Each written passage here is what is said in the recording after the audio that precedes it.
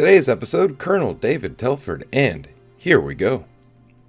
David Telford is a colonel in the United States Air Force.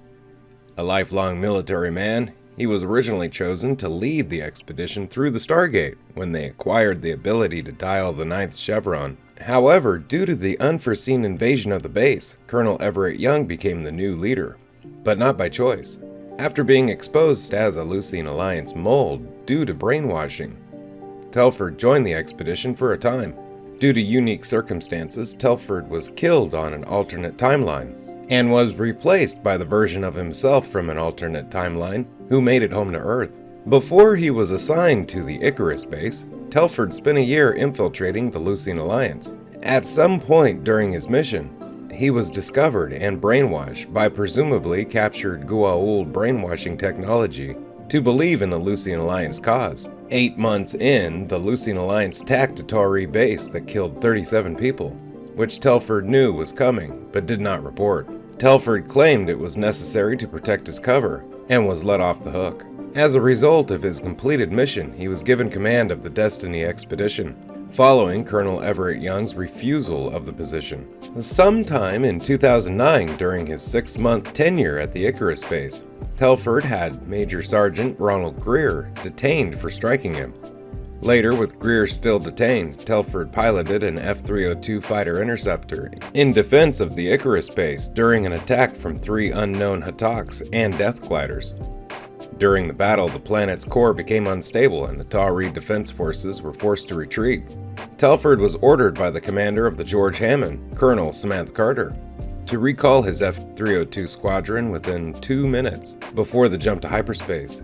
As such, he was separated from those who went through the Stargate to Destiny, and feels that they are not qualified to survive on their own.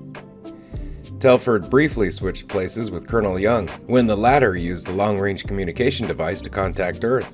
Telford took command in Young's absence, but was hampered by the injured state of Young's body. He was sedated by Lieutenant Tok'ra Johannesson when his behavior began to threaten Young's health, and he subsequently returned to Earth. Telford spent much of his time near the long-range communication device in Homeworld Command, waiting for any Destiny member to switch bodies with him, finding himself once again in the body of Young.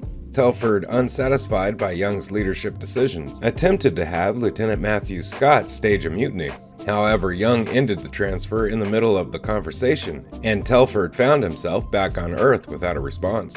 A short time later, Young admitted to Major Sergeant Ronald Greer that he enjoyed the look on Telford's face when Greer struck him, though he agreed with the decision to detain Greer for the assault. He also admitted that Telford deserved it.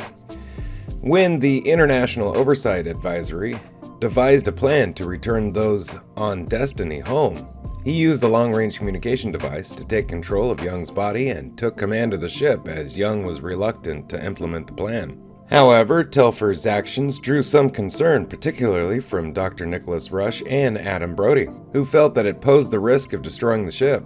During the time he was in command, communication disruptions from the ship's faster-than-light engine would result in Telford and Young momentarily switching back into their own bodies for a few seconds. During the first of these interruptions, Telford witnessed Colonel Young making love with his wife, Emily, in his body. After Rush and Brody faked a catastrophic chain reaction in the Stargate, Telford and his crew turned off the communication device to escape the ship. Young used this fact against him in a later meeting, claiming he removed any sense of command from Destiny when he cut and ran.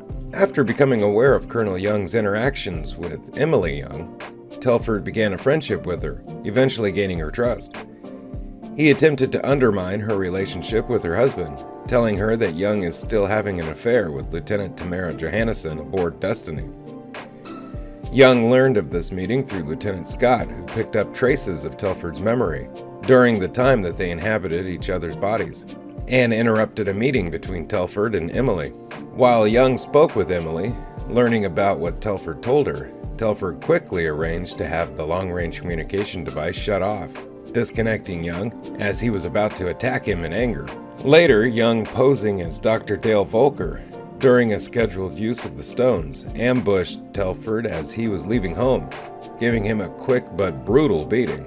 After having swapped bodies with Telford, Dr. Rush saw flashes of Telford's memory in a dream, revealing him as a Lucian Alliance spy. as something similar had occurred before between Telford and Scott. It was found to be due to the effects of the Goa'uld brainwashing technique. Rush swapped bodies with Telford again and attempted to infiltrate the Alliance in his body. Rush was captured by Kiva while Colonel Young interrogated Telford in Rush's body aboard Destiny. Young later freed Telford from the effects of the brainwashing technology by suffocating him to death in a vacuum and resurrecting him. He quickly told Young everything he knew of the Lucian Alliance plan to capture Destiny, including the location of the Icarus-like planet they would dial from. With this brainwashing broken, Telford was truly horrified at what he had done, stating that he remembered all of it.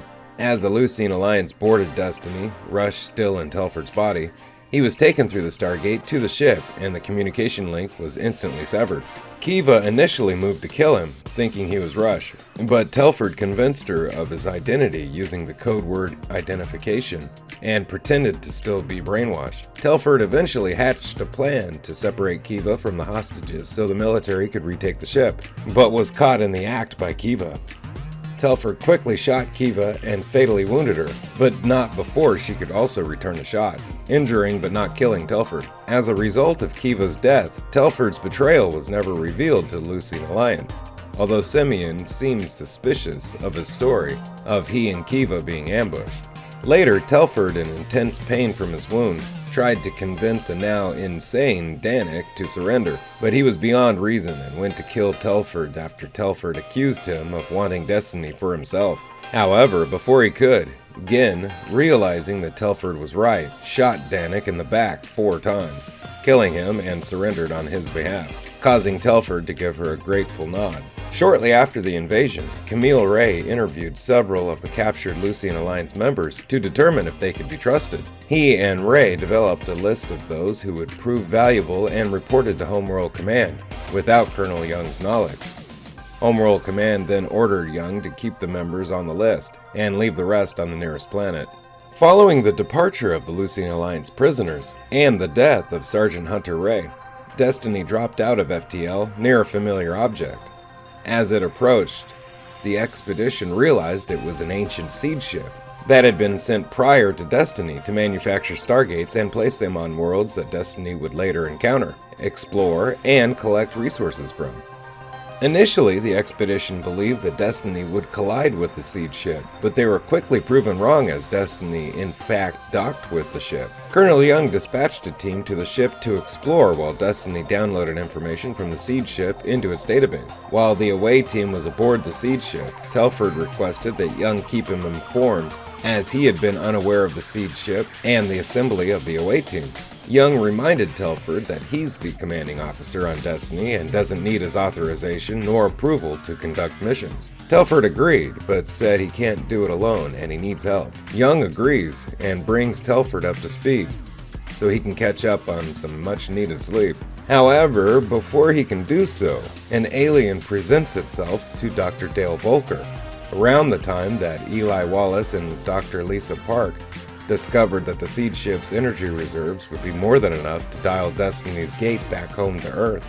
They commenced the process of siphoning the extra power to Destiny, so they may dial the gate.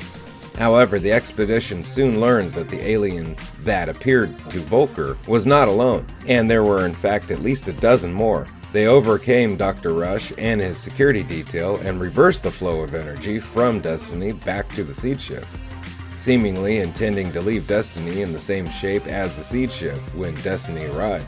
Lieutenant Scott and Sergeant Greer led the away team back to Destiny, as per instructions of Young. By the time they return, Rush has regained consciousness and departs from the away team. Meanwhile, Telford has remained behind in the seed ship's control room in an attempt to disrupt the flow of energy from Destiny to the seed ship. However, he is unable to move fast enough, and Destiny's energy reserves near the point of critically low,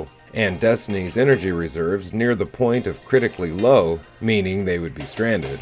However, Rush intervenes just in time by severing the connection via physically disconnecting Destiny from the seed ship. Telford had been sealed in the control room and was unable to return before Destiny had disconnected. Young informed him of the situation, and Telford asked Young to take care of the expedition and himself. Destiny jumps into FTL, leaving Telford alone on board the seed ship, surrounded by a dozen or more aliens. Telford later returns, rescuing Destiny from an attack by the Berserker drones by leading them into a nearby star, while apparently piloting the seed ship. Talking with Destiny, he told the crew of his adventure in the month that they had been separated. It turns out the aliens they encountered on the seed ship were not hostile, just desperate. While not exactly the friendly type, the aliens were curious, and through the use of their hibernation pods, Telford was able to learn about them and vice versa.